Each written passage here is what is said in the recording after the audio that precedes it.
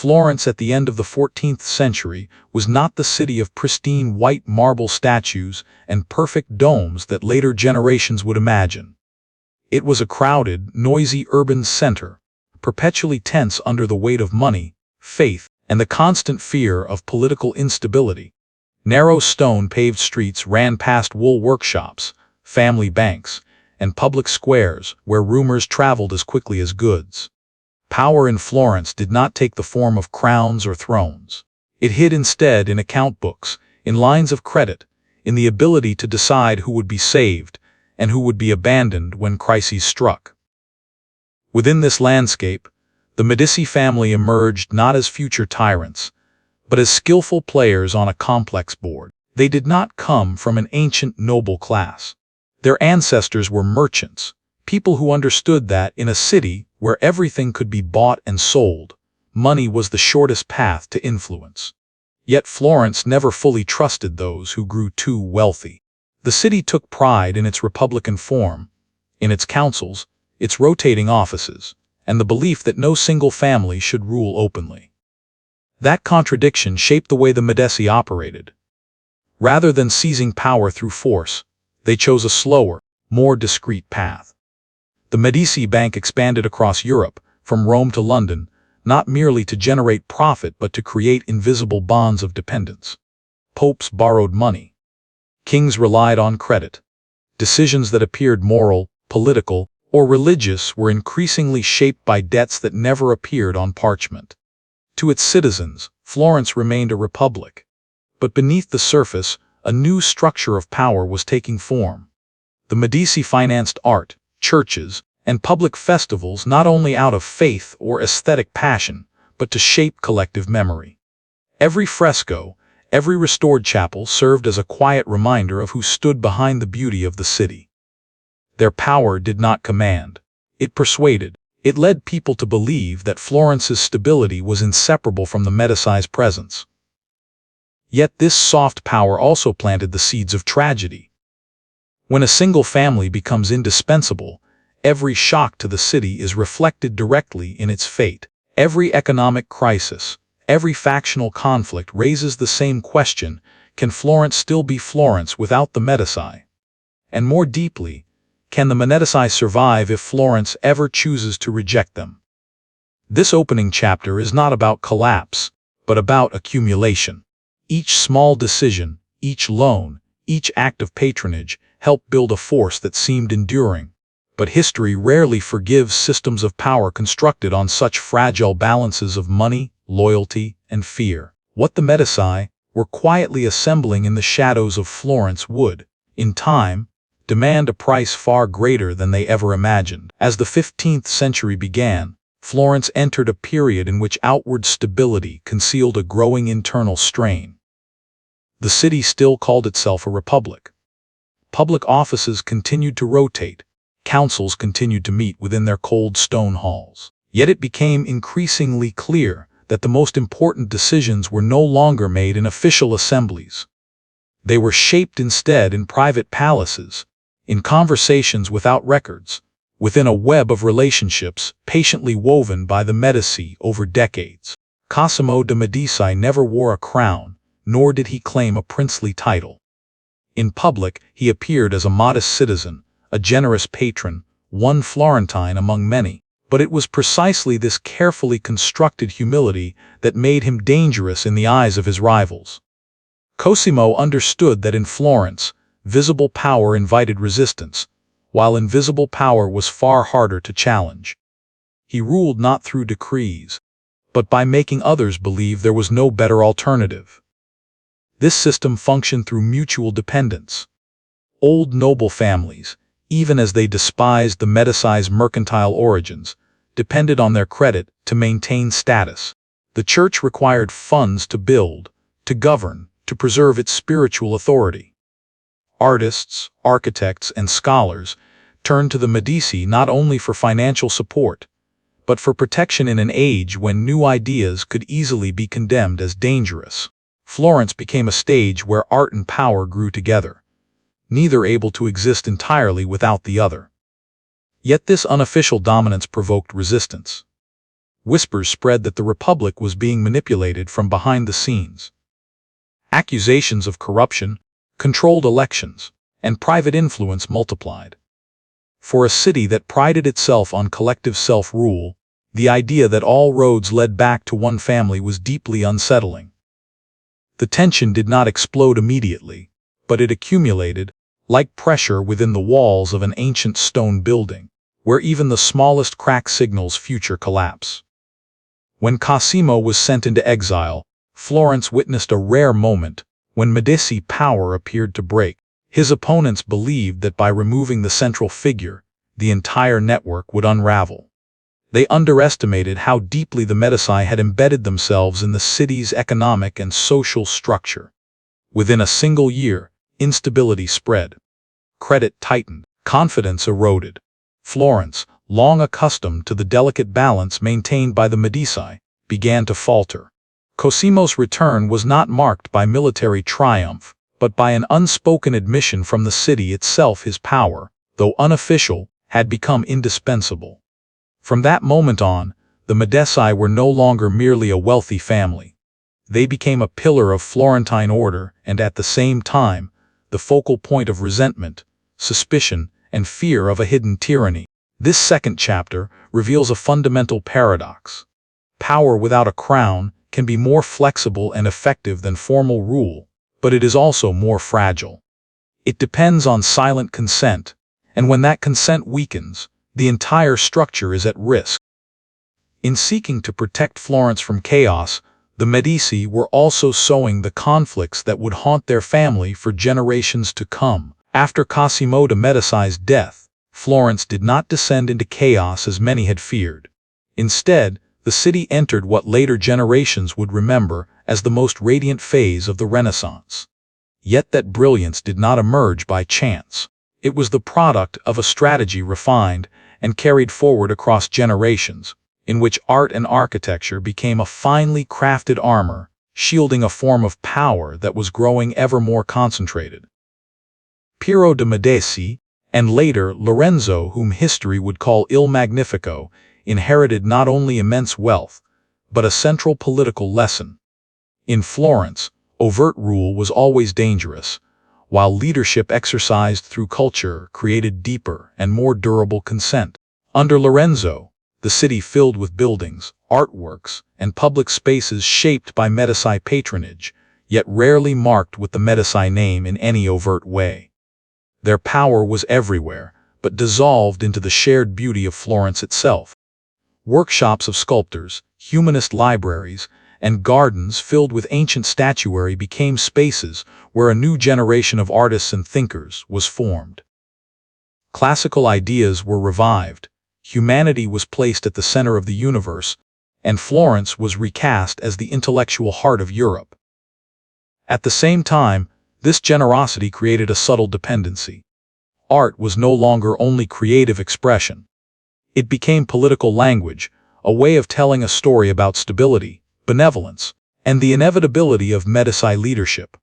Yet even this armor could not fully conceal the fractures beneath it. The family's immense wealth increasingly provoked moral unease in a society still deeply shaped by Christian values. Criticism of luxury, excess, and the erosion of republican virtue grew louder in lecture halls, monasteries, and public squares. As art celebrated human greatness, it also exposed the widening gap between ideals and reality. Florence became not only a city of artists, but an arena of ideas. One side believed Medici guidance brought peace, prosperity, and international prestige. The other feared that all this beauty served merely as a mask for concentrated power and the slow hollowing out of republican life. By binding themselves to art, the Medici elevated their status to that of a symbol, but also tied their fate to public emotion and expectation. This third chapter reveals another paradox. Art, which once protected the Medici from open opposition, also made them more vulnerable when trust began to erode. Once people questioned the motives behind beauty, each statue and painting could become evidence of distance rather than generosity. When power wears the mask of aesthetics, its fall, if it comes, is not only political, but cultural as well. Florence did not slide into violence suddenly. It arrived slowly, like a crack spreading through the foundation of an old palace, where the facade remained intact while the structure within was already weakening. The final decades of the 15th century marked the moment when Medici power, long protected by art and persuasion, could no longer contain the forces that had been building beneath the surface. The city of painters and poets became the stage for one of the most shocking acts of political violence of the Renaissance. The Pazzi conspiracy was more than an assassination attempt. It was the violent release of decades of resentment, rivalry, and fear that had been compressed beneath Florence's apparent order. When blades were drawn inside the Cathedral of Santa Maria del Fiore, sacred space was torn apart by blood and screams. In that instant, Florence confronted the dark underside of a system of power it had long tolerated in silence. The death of Giuliano de' Medici was not merely the loss of a man, it was the collapse of the illusion that the Medici could rule without bloodshed. Lorenzo survived, but Florence was transformed. The city's response was swift and brutal. Conspirators were executed publicly, their bodies displayed in the streets and squares as a spectacle of justice meant to restore order and deter future rebellion. The Medici retained control, but at a profound cost. From that point on, their authority no longer rested solely on persuasion and patronage. Fear entered the equation, and violence became part of the city's political memory. In the years that followed, Florence entered a period of deep moral unease. Questions once whispered now echoed openly. Could a family that claimed to protect beauty and culture also be the center of political bloodshed? Could art continue to inspire when it stood so close to violence? These doubts found a powerful voice in religious preaching, where Medici luxury was condemned as a sign of moral decay rather than civic virtue. The rise of Girolamo Savonarola was not an accident of history. He did not create Florence's discontent, he gave it form and language. His sermons called for repentance, purification, and a return to spiritual simplicity in a city exhausted by the tension between ideals and reality. To many Florentines, Savonarola was not merely a monk, but a moral escape from a world in which power and beauty had become dangerously entangled. This fourth chapter marks the moment when the Medici lost their most important shield, moral consensus. Once Florence began to believe that beauty had been built upon violence and ambition, the very symbols that once elevated the family became evidence against them. From here on, decline was no longer an abstract possibility. It became a historical process set in motion, driven by the conviction that power, no matter how refined, must ultimately face judgment from the community it claims to serve. The departure of the Medici from Florence did not come with triumph or with a single decisive battle. It unfolded as a quiet unraveling, gradual yet irreversible, as the threads that had bound the family to the city were cut one by one. After Lorenzo's death, Florence no longer possessed a central figure capable of holding together the fragile balance among its rival factions. What had once been stabilized through persuasion, patronage, and personal influence quickly gave way to uncertainty when trust dissolved. With the Medici expelled, Florence attempted to reclaim its republican identity. Yet the city soon confronted an uncomfortable truth. The old republican structures had been hollowed out over decades. Councils were restored, public rituals revived. But they lacked what the Medici, however controversial, had provided: financial stability and a vast network of international connections. Florence, once a commercial and cultural hub of Europe, began to feel how precarious its position had become. Into this vacuum stepped Girolamo Savonarola, not merely as a preacher, but as the spiritual architect of a new Florence. Under his influence, the city sought to purify itself, to renounce luxury, and return to a strict moral ideal. The famous bonfires did more than destroy paintings, books, and jewelry. They symbolically burned away a memory of the Medici era.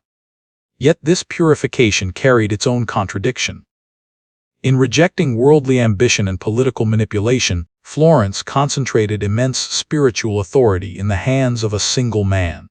Without the Medici, Florence discovered that removing a ruling family did not resolve deeper conflicts. Economic strain, factional rivalries, and pressure from foreign powers did not disappear. Instead, they became more visible in the absence of a dominant force capable of mediating them. The city turned into a battleground of competing visions: faith against pragmatism, moral absolutism against political survival, while the stability once taken for granted became elusive. This fifth chapter raises a central question. Were the Medici the source of Florence's problems, or were they the product of a system already inclined to concentrate power in those capable of maintaining order? Their absence did not bring liberation so much as exposure. It revealed a city forced to confront itself, without the familiar presence of the Medici to blame, to rely upon, or to resist. When the Medici returned to Florence, they did not come back as the cautious patrons of an earlier age. The city they encountered had changed, and so had they. Years of exile shattered the illusion that power could survive indefinitely behind a facade of humility. Florence after Savonarola was no longer a republic confident in its moral self-correction. It was a city exhausted, divided, and vulnerable to pressures far beyond its walls. In this new reality, the Medici understood that survival required abandoning invisible rule and embracing a harder, more explicit form of authority. Their restoration was inseparable from foreign intervention. No longer could Medici power rely primarily on internal consensus. It was now reinforced by papal backing, imperial interests, and military force. Power ceased to be a web of social obligations and became a structure secured by soldiers, treaties, and formal titles. Florence, once proud of its independence, was drawn into the orbit of dynastic politics that dominated Italy and Europe. This transformation reshaped the city itself. New architectural symbols appeared, no longer designed solely to celebrate beauty or intellect, but to project control. Palaces grew more fortress-like. Public spaces came under tighter surveillance. Political rituals were staged to remind citizens that the new order was no longer an unspoken arrangement. The Medici, who had once avoided the language of sovereignty, now accepted rule in name as well as in fact. Yet power without a mask carried its own cost. Resistance did not vanish, it retreated into silence. Dissent was no longer shouted in public squares, but whispered within families, letters, and private memories. Florence became quieter, but it was the quiet of discipline rather than agreement. The Medici secured the city, but they lost the intimate bond that had once linked them to Florence's republican past. This sixth chapter marks a decisive turning point. Once power no longer hides, it also loses the protection of ambiguity. By ruling openly, the Medici placed themselves where every failure and every crisis bore their name directly. The stability they achieved was real, but temporary. And with every step toward visible sovereignty, the family moved closer to an ending from which there would be no return to shadows. The moment the Medici truly became rulers of Florence did not arrive with a single ceremony or an unmistakable proclamation. It unfolded gradually, through a series of adjustments that, taken together, transformed a powerful family into a ruling dynasty. Florence, once the emblem of urban republicanism, crossed a threshold it could not reverse.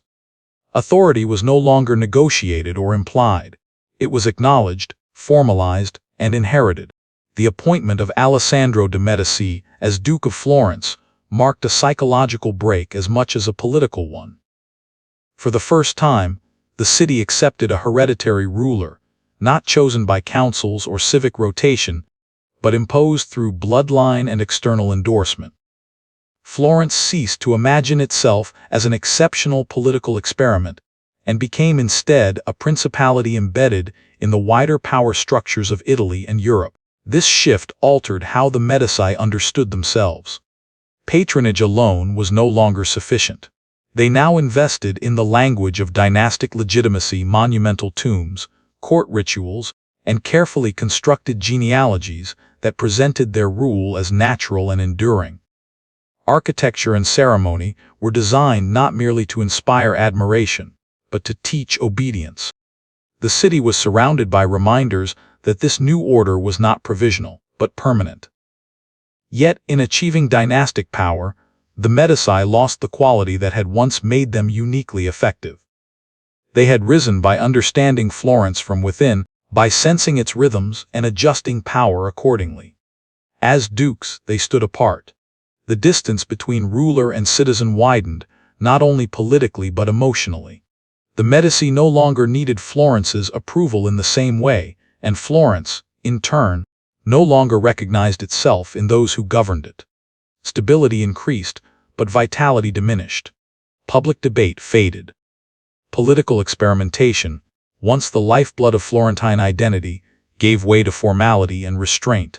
The Medici succeeded in building a dynasty, but Florence paid the price by surrendering a part of the civic spirit that had made it extraordinary in the first place.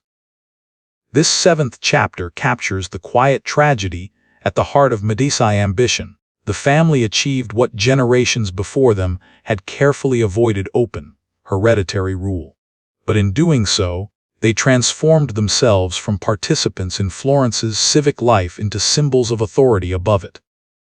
From this point forward, the Medici were no longer shaped by the city. The city was shaped by them, and that imbalance would define the final stages of their power. Once the Medici had secured dynastic rule, their greatest threat no longer came from open enemies or violent conspiracies. It emerged from inside the very system they had created. Stability, which had once been a hard-won achievement, slowly turned into stagnation. Power, no longer forced to fight for survival, began to lose its capacity for renewal. Florence under the later Medici dukes became more orderly, but also more restrained. Administration tightened, rituals multiplied, and authority flowed in a single direction. The city was quieter than it had ever been, yet this silence did not signal harmony. It reflected a narrowing of political life. The debates, rivalries, and civic energy that had once defined Florence were replaced by obedience and routine. The Medici, who had risen within a competitive republican environment, now ruled over a society that no longer challenged them in meaningful ways. This change unfolded gradually across generations. Succession became a matter of bloodline rather than capability. Some rulers lacked the political intuition, adaptability, or personal authority of their predecessors. The dynasty leaned increasingly on its past achievements, invoking the glory of the Renaissance rather than generating new momentum. Florence, once a laboratory of innovation, began to resemble a living museum, preserving its history rather than shaping the future. At the same time, Europe itself was changing. Power consolidated in large territorial states. Trade routes shifted. Financial centers rose elsewhere. Florence's international importance declined, and with it the relevance of Medici influence. The family sought compensation through strategic marriages, titles, and courtly prestige, attempting to secure status within the aristocratic hierarchy of Europe. Yet these efforts were largely defensive. They preserved rank, but not leadership. This eighth chapter reveals a subtler form of decline. There was no dramatic collapse, no sudden overthrow. Instead, there was erosion. As the dynasty aged, its connection to the society it governed weakened. Authority remained intact, but it grew hollow. The Medici still ruled Florence, but they no longer animated it. Power endured, yet it no longer inspired, guided, or transformed. In this condition, the dynasty became vulnerable not to rebellion, but to time itself. When a ruling house loses the ability to renew its purpose, its end does not arrive through violence. It arrives through quiet irrelevance, through a gradual fading that no ceremony or title can prevent. The final years of the Medici dynasty were not marked by dramatic upheaval or violent overthrow. They passed instead in a slow, heavy stillness, like a prolonged dusk that lingered beyond its natural hour. Florence was no longer a city shaping the destiny of Europe, but a regional center living in the shadow of its former influence. The Medici still occupied their palaces, still presided over ceremonies, still carried their titles, yet the current of real power had been drifting away from them for years. The dynasty's most pressing crisis was no longer political opposition, but succession. Strategic marriages failed to produce strong or capable heirs. Authority was handed down as an obligation rather than embraced as a calling. The last Medici rulers confronted a reality their ancestors had never anticipated: a dynasty can survive without enemies, yet perish without renewal. What remained was rule without momentum, continuity without purpose. Florence watched this process with a complicated mix of detachment and reflection. On one hand, generations had grown accustomed to Medici rule, to the point where imagining the city without them seemed difficult. On the other, memories of republican life, of civic participation, and collective decision-making had never entirely disappeared. As the Medici line weakened, the question of Florence's future returned, not as a rallying cry, but as a historical inevitability. The end of the Medici did not arrive through bloodshed, but through biological and political exhaustion. When the family line failed to continue, power itself lost its justification. Florence did not celebrate, nor did it mourn deeply. The transition was accepted with a calm tinged by fatigue, as if the city understood that every dynasty, no matter how brilliant its rise, must eventually yield to another order. This 9th chapter presents a rare conclusion in the history of power. There was no final battle, no dramatic collapse, only silence. A dynasty that had once embodied ambition, innovation, and subtle domination simply reached its natural limit. The Medici, who had shaped Florence for centuries, became a memory proof that power grounded in human lineage ultimately shares the same fragility as the humans who carry it. When the Medici dynasty came to an end, Florence did not collapse into disorder. The city had already learned how to exist beyond their authority. And in that quiet continuation lay the clearest measure of how deeply the Medici had shaped its history. Their disappearance was not a rupture, but a transition in which memory slowly replaced power as their primary presence in Florentine life. Florence entered a new era carrying a profound contradiction. The palaces, chapels, libraries, and public spaces funded by Medici patronage remained unchanged. They continued to define how the world saw the city. Yet the political force that had created them was gone. What endured was not rule, but inheritance, a collection of material and intellectual traces that no regime could fully erase. Here, history raises a deeper question about the nature of power itself. The Medici did not merely govern Florence. They redefined how power could function in an early modern urban society, blending wealth, culture, and politics into a single system. They demonstrated that authority did not require a crown to be effective. But they also revealed that once power becomes visible, hereditary, and absolute, it loses the flexibility that once sustained it. Florence never returned to its original republican form. Too much had changed. Yet the memory of the Medici became a lens through which later generations reflected on the balance between creativity and control, between patronage and dependence. The dilemmas faced by Renaissance Florence echoed outward into Europe, where other dynasties confronted the same limits of ambition and authority. This final chapter does not judge the Medici as heroes or villains. It presents them as a historical phenomenon in which brilliance and darkness were inseparable. They gave Florence the tools to become a symbol of European civilization, but they demanded a price in political freedom. Their story reminds us that power, even when wrapped in beauty and lofty ideals, must ultimately answer to time, change, and human limitation. Florence endures, long after the Medici passed from the stage of history, and the question their legacy leaves behind remains unresolved. Can a society preserve the beauty and knowledge produced under concentrated power without repeating the costs that made them possible? History offers no simple answer, but in that uncertainty, the true legacy of the Medici continues to live not as rulers, but as a lasting reminder of the price of power.